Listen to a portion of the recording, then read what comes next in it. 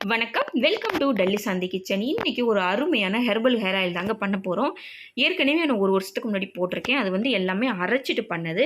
இந்த தடவை வந்து அரைக்காமல் அப்படியே செய்ய போகிறேன். நான் என்னென்ன எடுத்து வச்சுருக்கேன்னா, நெல்லிக்காய், செம்பருத்தி பூ, செம்பருத்தி இலை, சோத்துக்கத்தாழை, மருதாணி இலை காய வச்சு வச்சுருக்கேன். அப்புறம் வந்து கரிசலாங்கண்ணி, அது மாடி தோட்டத்தில் பறித்து நல்லா வேரோட கழுவி வச்சுருக்கேன். அப்புறம் கருவேப்பிலை காய வச்சு வச்சுருக்கேன். வெந்தயம், கருஞ்சீரகம். இங்கே வந்து சமையலில் இந்திக்காரவங்க எல்லாருமே இதை யூஸ் பண்ணுவாங்க. ரொம்ப நல்லது. 1 லிட்டர் தேங்காய் எண்ணெய் எடுத்து வச்சுருக்கேன். இப்போ எடுத்து வச்சுருக்க தேங்காய் எண்ணெய் வந்து நல்ல பெரிய கடாயை பார்த்து அதில் ஊற்றிக்கலாம். ஏன்னா பொங்கும். அதனால் நான் வந்து 1 லிட்டர் தேங்காய் எண்ணெயும் இந்த கடாயில் ஊற்றிக்கிறேன். ஊற்றிட்டு நல்லா பச்சையாக இருக்கிறதெல்லாம் நல்லா கனமாக இருக்கிறத ஃபஸ்ட்டு போட்டுக்கலான்னு நெல்லிக்காயும் சோத்துக்கத்தாலையும் நான் ஃபஸ்ட்டே போட்டு வச்சுருக்கேன். இதை வந்து நெல்லிக்காயை வந்து நான் நல்லா கழுவிட்டு கட் பண்ணி கொஞ்சம் நேரம் நியூஸ் பேப்பரில் போட்டு லைட்டாக காய வச்சுட்டேன். அதனால தான் அப்படி இருக்குது. சோத்துக்கத்தாலையும் பிடுங்கி நல்லா கட் பண்ணி கொஞ்சம் நேரம் தண்ணி இல்லாமல் வந்த பிற்பாடு தான் நான் போட்டிருக்கேன். இந்த சோத்துக்கத்தாலையும் நெல்லிக்காயும் ஓரளவு வதங்கின பின்னாடி எடுத்து வச்சுருக்க செம்பருத்தி இலை, கரிசலாங்கண்ணி இதையும் போட்டிருக்கேன். வேரோடு போடுங்க, ரொம்ப நல்லது. அதுவும் கொஞ்சம் வதங்கின பின்னாடி நம்ம எடுத்து வச்சுருக்க மருதாணி இலை, அது காய வச்சு வச்சுருக்கேன். அப்புறம் வந்து செம்பருத்தி பூ, இது நம்ம மாடி தோட்டத்தில் கிடச்சது.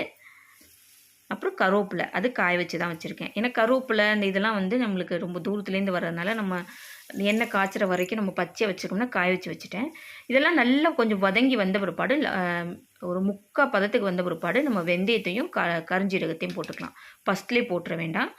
போட்டு இப்போ இது 2ம் போட்டு நல்லா அந்த பச்சை தன்மை போய் எல்லாமே அந்த பபுள்ஸ் மாதிரி வருது பார்த்திங்களா, அது நல்லா அடங்கி வரணும்.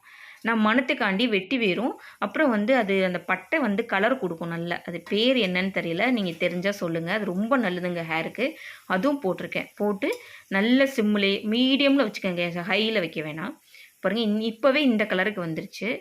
நம்ம அரைச்சி போட்டோன்னா உடனே கலர் வந்துடும். நம்ம அரைக்காமல் போட்டனால லைட்டாக தான் கலர் வரும். ரொம்ப ஹையில் வச்சு கொதிக்க வச்சிடக்கூடாது. மீடியமில் வச்சு மெதுவாக கொதித்து இது பண்ணணும். பாருங்கள், நல்ல கலர் வந்துருச்சு. பபுள்ஸ் எல்லாமே அடங்கிடுச்சு பாருங்கள். நல்ல எல்லாமே அந்த சோத்துக்கத்தாழை எல்லாமே அடங்கிடுச்சு.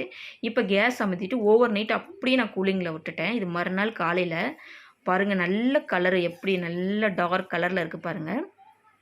இப்போ வந்து இதெல்லாம் நான் எதுக்கு எடுத்து வச்சுருக்கேன்னா, பாட்டிலுக்குள்ளே போகிறதுக்கு இது விருப்பம் தான் எனக்கு. நான் பிடிக்கிறதுக்காண்டி போட்டிருக்கேன்.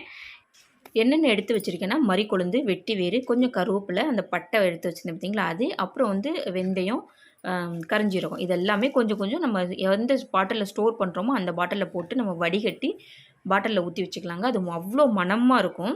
அதுக்குள்ளே ஊறிக்கிட்டே இருக்கும், எப்போதும் அதில் ஊறிக்கிட்டே இருக்கும். அதனால ரொம்ப நல்லது. விருப்பம்னா போட்டுக்கோங்க, எங்களுக்கு வேணான்னா தேவை கிடையாது. எண்ணெயில் போட்டு காய்ச்சும் போது எல்லாத்தையும் போட்டு காய்ச்சிக்கலாம்.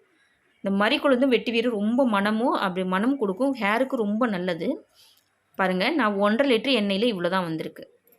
சூப்பராக இருக்குங்க. இந்த எண்ணெயை ட்ரை பண்ணி பாருங்கள். இந்த வீடியோ பிடிச்சிருந்துச்சுன்னா லைக் பண்ணுங்கள், ஷேர் பண்ணுங்கள், சப்ஸ்கிரைப் பண்ணுங்கள். பக்கத்தில் இருக்க பெல் பட்டனை மறக்காமல் தட்டி விட்ருங்க. நன்றி, வணக்கம்.